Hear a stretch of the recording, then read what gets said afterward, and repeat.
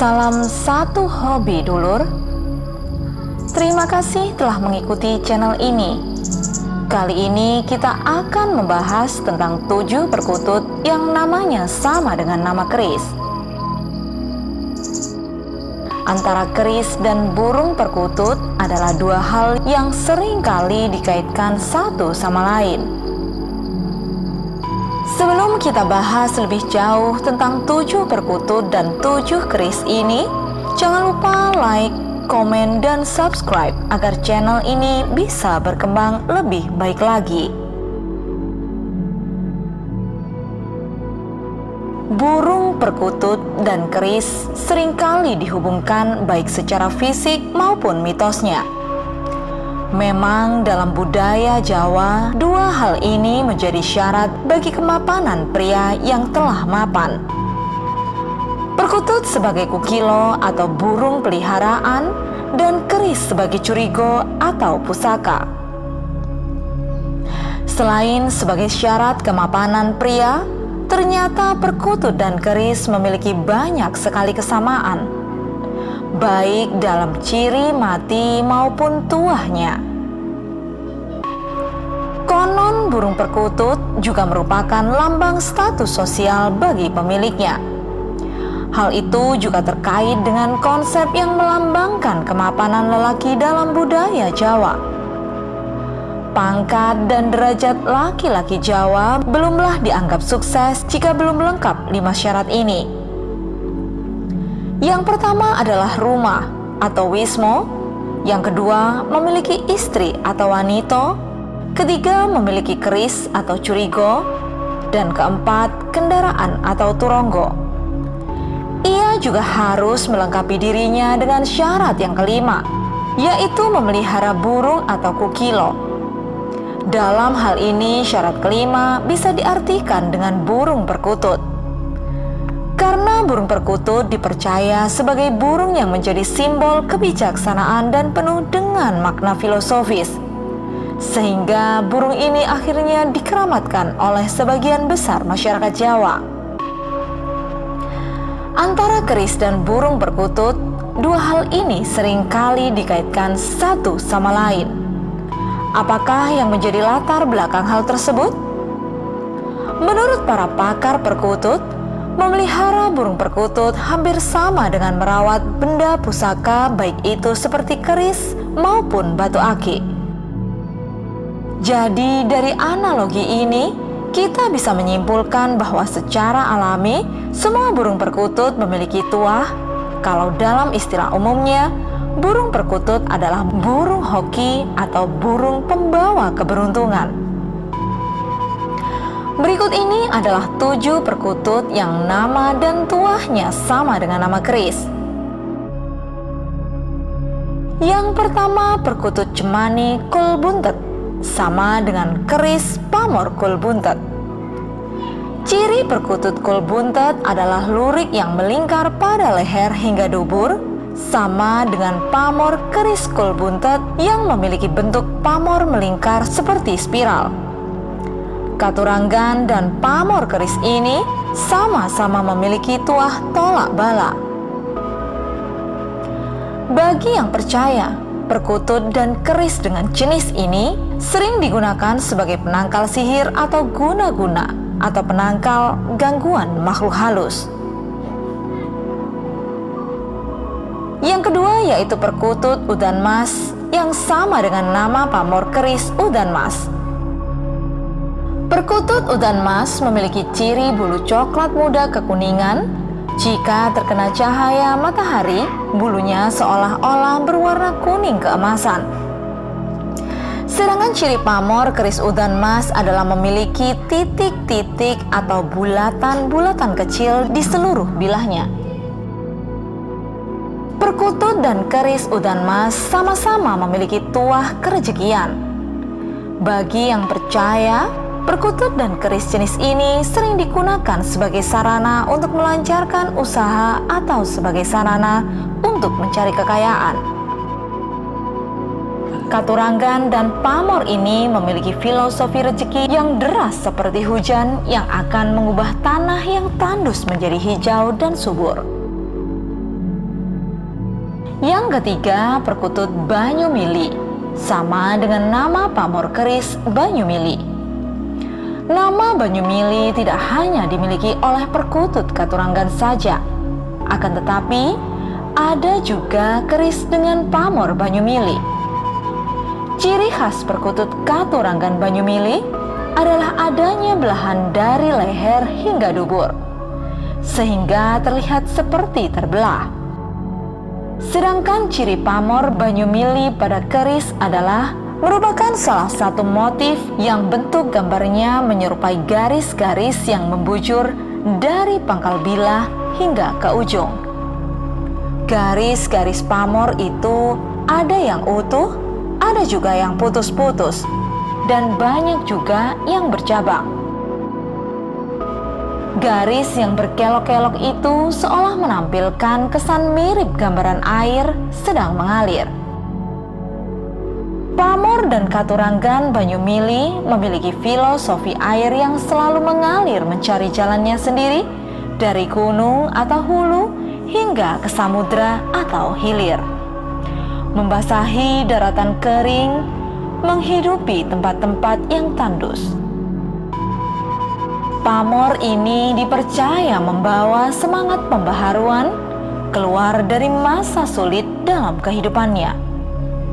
Seperti filosofi air yang selalu mengalir, mencari jalannya sendiri dari gunung hingga ke samudra. Tak heran banyak pecinta keris menggemari keris dan perkutut dengan pamor motif sederhana ini, karena tuahnya yang baik untuk kerejekian dan keluar dari kesulitan hidup.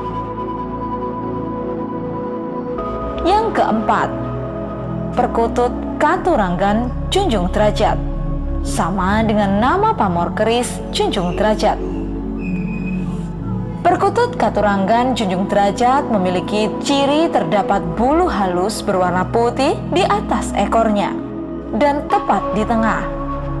Sedangkan pamor keris Junjung Derajat memiliki ciri khas motif segitiga yang bertumpuk seperti ujung gunung. Bagi yang percaya Katuranggan dan pamor Junjung Derajat sama-sama memiliki tuah mengangkat pangkat, derajat, dan status sosial pemiliknya, Junjung Derajat memiliki filosofi bahwa derajat yang utama adalah di sisi Yang Maha Kuasa. Sedangkan derajat duniawi adalah derajat yang bersifat sementara. Yang kelima, perkutut Katuranggan Satrio Pinayungan, yang sama dengan nama pamor keris Satrio Pinayungan. Perkutut Katuranggan Satrio Pinayungan memiliki ciri terdapat bulu halus berwarna putih di kepala bagian atas dan tepat di tengah. Sedangkan pamor keris Satrio Pinayungan memiliki ciri garis lurus pada bilahnya dan pada bagian atas terdapat kudung, bentuknya mirip seperti payung.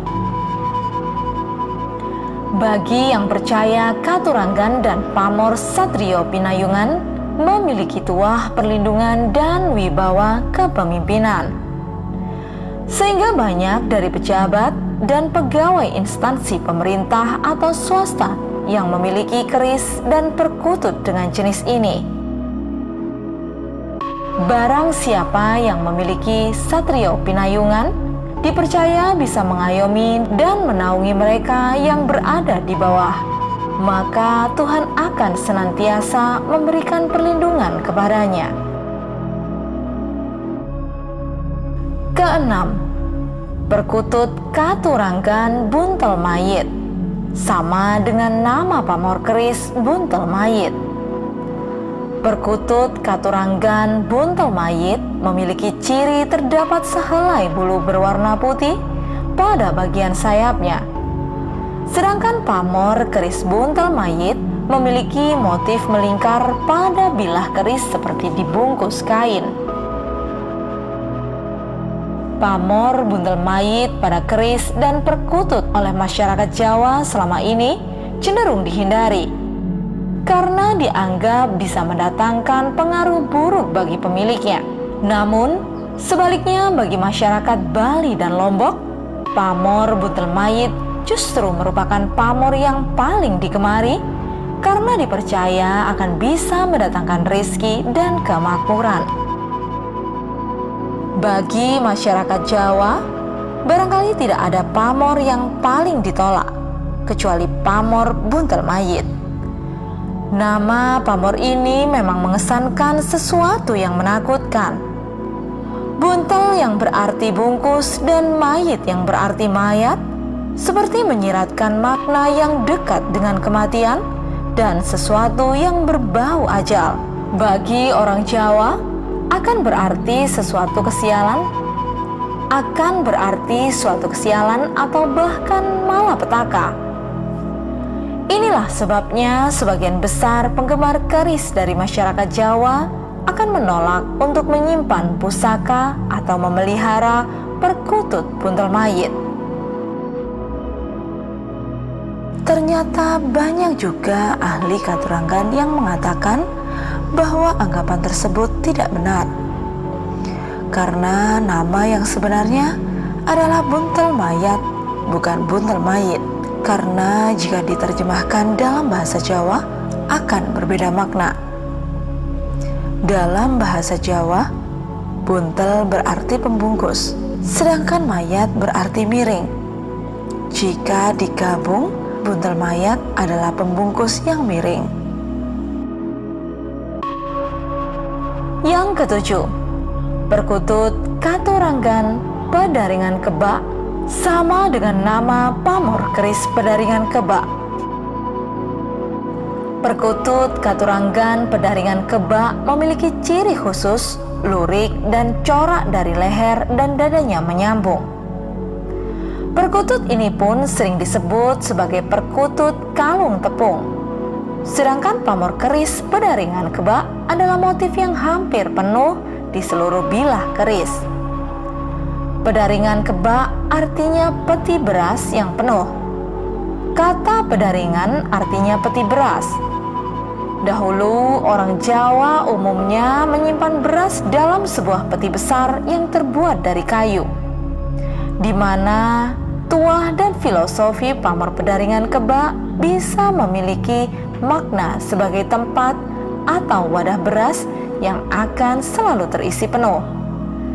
Hal itu melambangkan kesejahteraan dan kemakmuran bagi pemiliknya. Katuranggan dan pamor jenis ini bagus untuk dimiliki siapapun karena tuah dan filosofinya mengajarkan tentang kesejahteraan hidup. Setelah mengetahui 7 katuranggan tersebut, alangkah bijaknya jika kita kembalikan lagi pada pakem pitutur luhur para sesepuh tanah Jawa dahulu, yaitu memelihara burung perkutut itu hampir sama dengan merawat benda pusaka. Jadi, sebelum kita menilai tentang tuah burung perkutut, ada baiknya kita mengerti tentang pakem pusaka itu sendiri. Pusaka, baik itu tosan aji, keris, kayu bertuah, maupun batu akik, dari segi materi atau bahannya, sebelum dibentuk dan ditempa, sudah mengandung tuah dan kekuatan alami.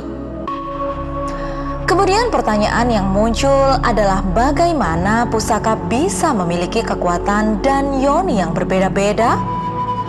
Jawabannya adalah proses penempaan dan pembentukan yang berbeda.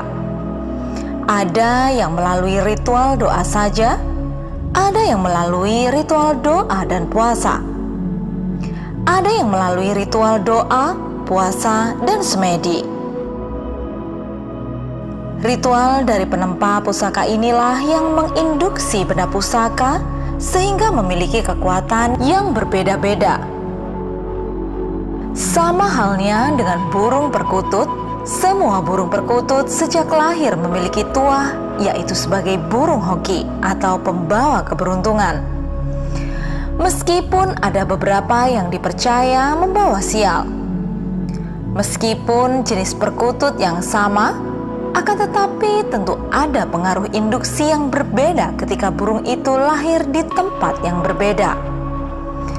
Misalnya di kandang ternak, di sawah, di gunung, di hutan, atau bahkan di makam atau punden. Sama halnya kita menanam pohon bertuah di pekarangan rumah akan berbeda dengan pohon bertuah yang tumbuh di hutan atau di gunung. Secara pakem, pusaka ini adalah materi awal, sedangkan materi selanjutnya yang menjadi penentu adalah proses pembentukan dan tempaan benda pusaka tersebut. Pada burung perkutut, penempaan ini berhubungan dengan lelaku si pemelihara. Perkutut yang sama akan memiliki kekuatan yang berbeda bergantung dari lelaku si pemeliharanya.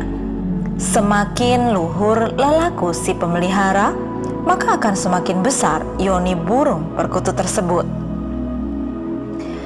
Dalam beberapa kasus, ada burung perkutut yang pada awalnya biasa saja, karena kemudian bertemu dengan pemelihara yang tepat, akhirnya secara tiba-tiba muncul ciri-ciri katuranggannya, seperti muncul belahan di dada atau banyu mili, dada yang membesar atau kita sebut dengan kantong semar.